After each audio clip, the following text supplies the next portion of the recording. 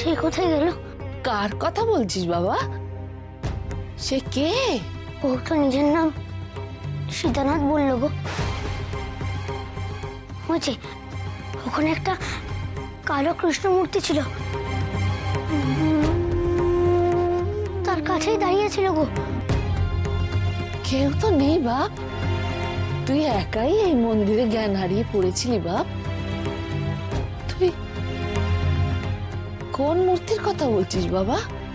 হ্যাঁ, তুই তুই সেই যে চলে গেলি, তারপর দামোদরের বান এসে আমাদের গোটা গাঁ একেবারে গিলে খেয়ে নিলে রে। আর এই মন্দিরের দেবতাও হারিয়ে গেলেন চিরকালের মতো। আর ফাঁকা মন্দিরে পুজো কি করে হবে বাবা? হ্যাঁ,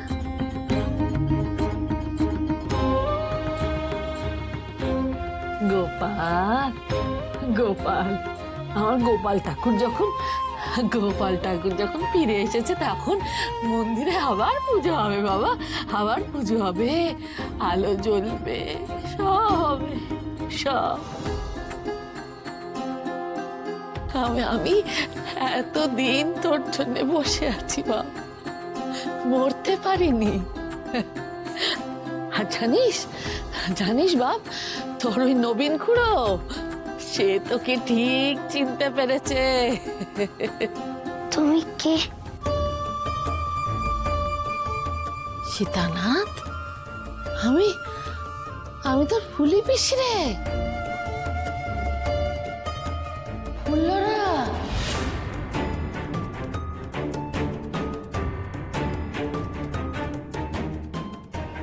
আর জনমে রামচন্দ্র গেল বনবাসে, ফুল্লরা কাঁদিল তারে ফিরে পাওয়ার আসে, ফুল্লরা কাঁদিল তারে ফিরে পাওয়ার আসে, ফিরে পাওয়ার আসে।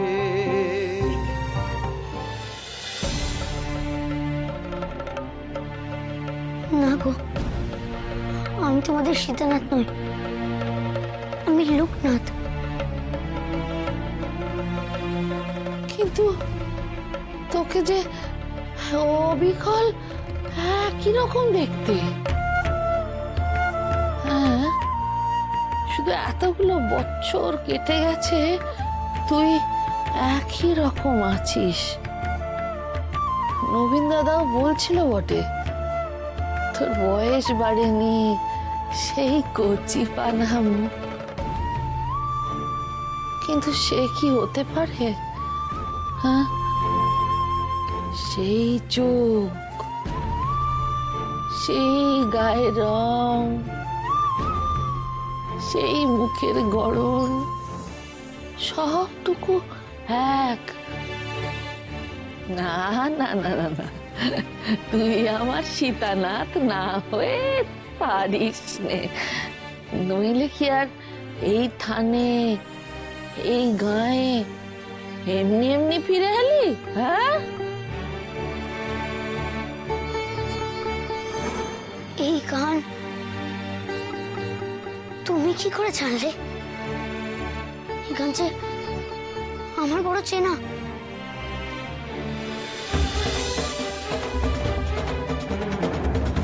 কে তুমি? আমি সীতানাথ গো, তোমার জন্মান্তর।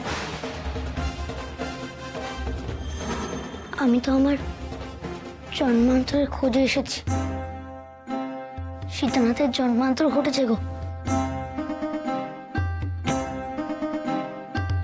জন্মান্তর? আবার জন্মেছিস তুই?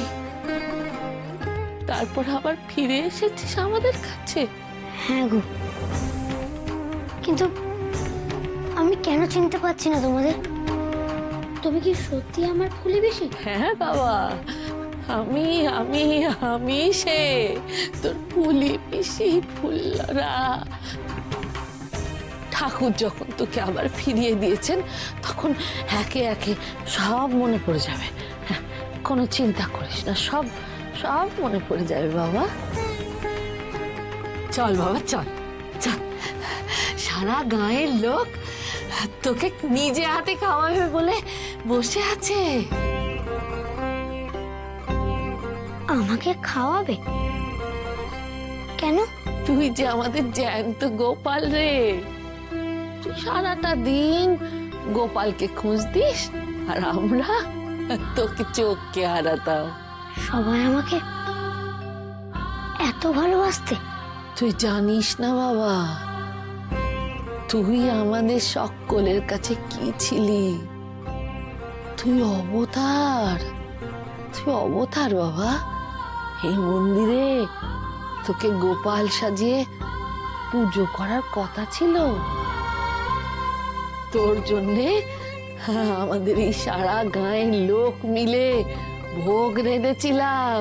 হ্যাঁ রে, আমরা কত অপেক্ষা করেছি, তুই কেন না খেয়ে চলে গেলি রে? হ্যাঁ, এই আমাদের এই গ্রামবাসীদের সকলের ভালোবাসার ঋণে তুই বাঁধা। তোকে যে আসতেই হতো, তোকে যে ফিরে আসতেই হতো বাবা। এই কি তবে আমার জন্মান্তরের ঋণ? এই ঋণের শিকড়ে আমি বাঁধা। তবে যে এই আমার শোধ করতেই হবে। তুই তো ফিরে এসেছিস বাবা, তাহলে চোখে জল কেন? হ্যাঁ, আমি যে ঋণ শোধ করতে এসেছি গো। সে ঋণ না শোধ করলে যে আমার মুক্তি নেই গো। আচ্ছা আচ্ছা, বেশ বেশ বেশ, আগে চল দেখি সকলকে বলি আমাদের সীতানাথ ফিরে এসেছে। তোর এই কাদা মাখা মুখ দেখে না সকলে চিনতে পারেনি তোকে। চল বাবা চল।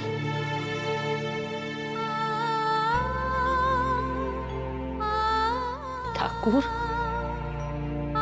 তোমার ঋণ আমি কোনোদিন শোধ করতে পারবো না। তুমি আমাদের গোপালকে, আমাদের গাঁয়ের গোপালকে ফিরিয়ে দিয়েছো, তোমার অশেষ কৃপা। চল বাবা চল চল, আমার সঙ্গে চল। আয় বাবা, আয়।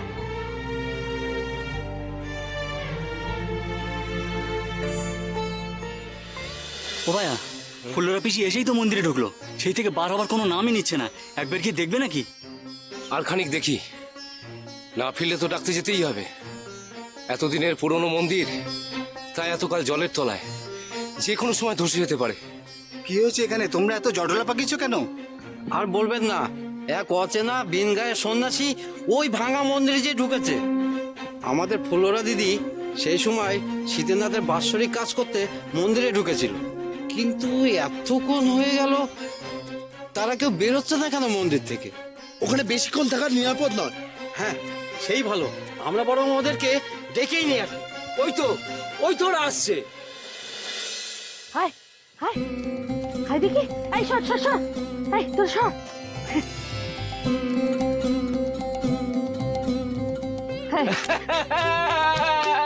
বলেছিলাম না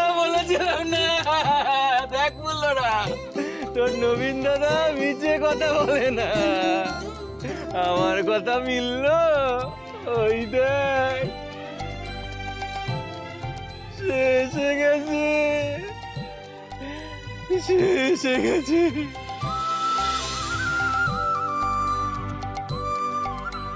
তুমি বুড়ো হলে কি হবে, তোমার চোখকে ফাঁকি দেওয়া অত সহজ নয়, এ কথা মানতেই হবে নবীন দাদা। ওরে সীতানাথ বাবা আমার, আমায় মাফ করে দে, আমি তোকে চিনতে পারিনি, আমি তোকে চিনতে না পারে পাতে তুলে মারতে গেছিলাম। হে কি, তুমি কি করছো? না না, আমি তোর কোনো কথা শুনবো না বাপ, তুই বল আমায় মাফ করে দিয়েছিস, তুই বল। ও নবীন কাকা, তুমি কি বলছোটা কি? নবীন দাদা ঠিকই বলেছে গো। ও জেলে দাদা, তুমি চিনতে পারলে না সীতানাথ? ভালো করে মুখটা দেখো না। আমাদের সীতানাথ ফিরে এসেছে গো। সীতানাথ? কিন্তু সে কি করে ফিরে আসতে পারে? সে তো অনেক বছর আগে হারিয়ে গিয়েছিল। ও ফ্লোরা পিসি, তোমার কোনো ভুল হচ্ছে না তো? না গো না, ভুল কিচ্ছুটি হয়নি। আমার ঠাকুরের ইচ্ছায় ও ফিরে এসেছে আবার। হ্যাঁ, আবার আবার আমরা এই মন্দিরে ওকে গোপাল সাজিয়ে পুজো করব। আমরা সকলে মিলে ভোগ রেঁধে খাওয়াবো গো। হ্যাঁ, তার মানে আবার আমাদের আদরের গোপালের পুজো হবে, আবার আমরা সবাই মিলে ভোগ খাবো। কি মজা, কি মজা! তোমরা ঠিক বলছো? আমাকে কি সত্যি সীতানাথের মতো দেখতে? হ্যাঁ, তা না তো কি। হ্যাঁ, তুই তো আমাদের সীতানাথ রে।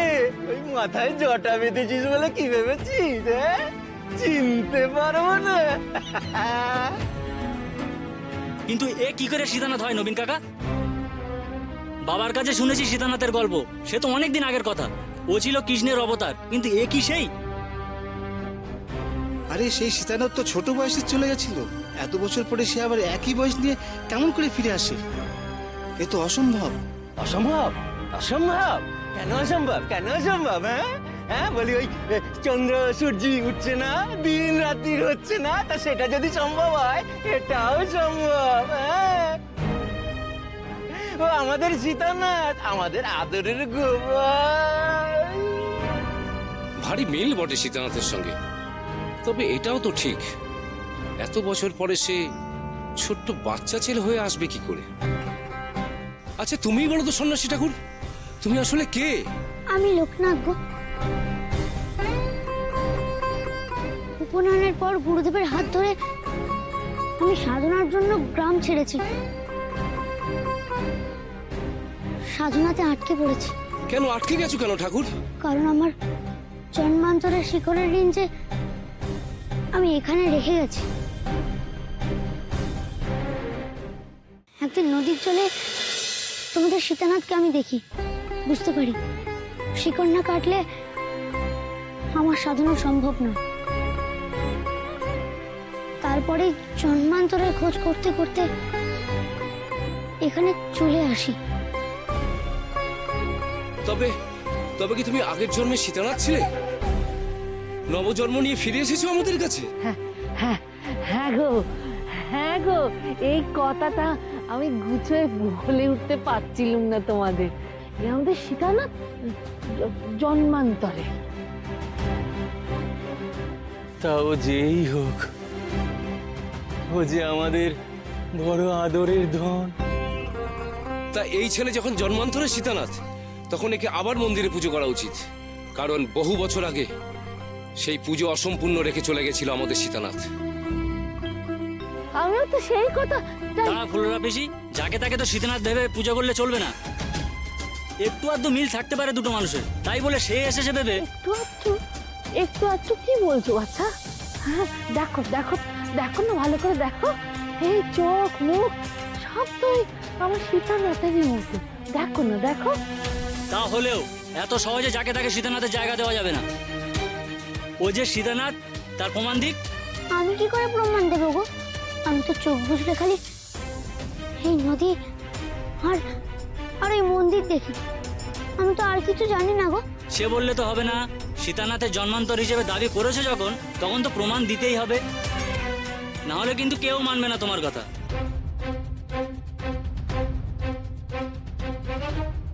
আচ্ছা বেশ, আমরা যখন সিদ্ধান্ত নিতে পারছি না, তখন গ্রামের জমিদার মশাইয়ের কাছেই যাওয়া হোক।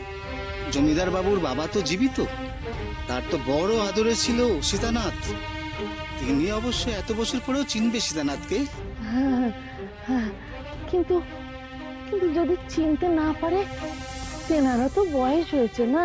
সেক্ষেত্রে ওকে আজকেই গা ছেড়ে চলে যেতে হবে। আমরা অন্য কোনো বালককে সীতানাথের জায়গায় বসাবো না।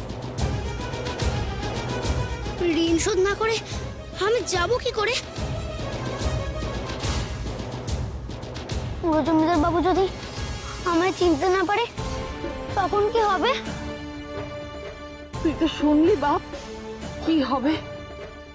কিন্তু আর কেউ মানুক আর না মানুক, আমি জানি বাপ, তুই আমার সীতানাথ, আমার। আমি এখান থেকে চলে গেলে যে আমার জন্মান্তরের ঋণ শোধ করা হবে না, আর ঋণ না শোধ করতে পারলে যে আমার মুক্তি নেই গো। কাঁদছিস কেন বাবা? ভয় হচ্ছে বুঝি? কিচ্ছু হয়নি বাবা। জমিদার মশাই বাবা না, তোকে ঠিক চিনতে পারবে বাবা, ঠিক চিনতে পারবে। হ্যাঁ, চিনবেন চিনবেন চিনবেন। জমিদার মশাই স্যার আদরের সীতানাথকে দেখে চিনতে পারবেন না? হ্যাঁ, এই দেখ না, ওই তো নবীন কাকা তোকে যখন প্রথম নদীর ধারে দেখেছে না, আমার কাছে ছুটতে ছুটতে এসে বলেছিল। তা আমি তো একেবারে বিশ্বাস করিনি, কিন্তু তোকে চোখে দেখার পর আমার তো বিশ্বাস হলো। তুই দেখিস, জমিদার বাবু তোকে দেখে ঠিক চিনতে পারবে। এই তো আমাদের ছোট্ট কেষ্ট ঠাকুর। চলো চলো, মন্দিরে নিয়ে গিয়ে আমরা সবাই তোমার পুজো করবো। চলো চলো চলো চলো। দেখো নবীন কাকা, তোমার মাথা খারাপ হয়ে গেছে বলে তার আমাদের মাথা খারাপ হয়নি। আগে বড় জমিদার বাবুর হ্যানা শুনবো, তারপরে ছেলেটাকে নিয়ে আদিক্ষেতা করা যায় কিনা ভাববো। ও নয় মশাই, ও নয় মশাই। আমি মন্দিরে যাচ্ছি, জমিদার বাবু সেখানে পুজো দিতে এসছেন, সেখানেই তাড়াতাড়ি আমাকে পৌঁছতে হবে। তোর কোনো কথা শোনার সময় নেই।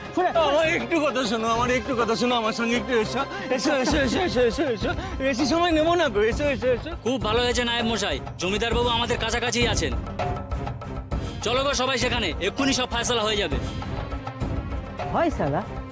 এই কিসের ফয়সালা? কি ব্যাপার? সবাই একসঙ্গে দাঁড়িয়ে এখানে জটলা হচ্ছে কিসের? হ্যাঁ, আগে জমিদার বাবুর সঙ্গে আমাদের ভীষণ দরকার, আমরা মন্দিরে যাই ওনার সঙ্গে দেখা করতে। তোমরা জানো না জমিদার বাবুদের পুজোর সময় কেউ মন্দিরে যায় না?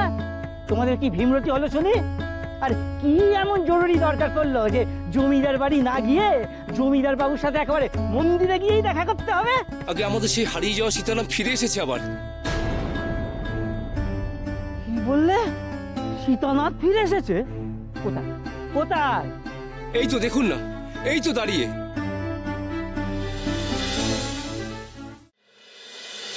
সীতানাথ? আরে বলি, তোমাদের চোখে কি চাল চাপ পড়েছে? কোথা থেকে কে উড়ে এসে ঝুড়ে বসলো আর তোমরা তাকে সীতানাথ বলে মেনে নিলে? হ্যাঁ গো, সীতানাথই বলেছে, আমি সীতানাথ।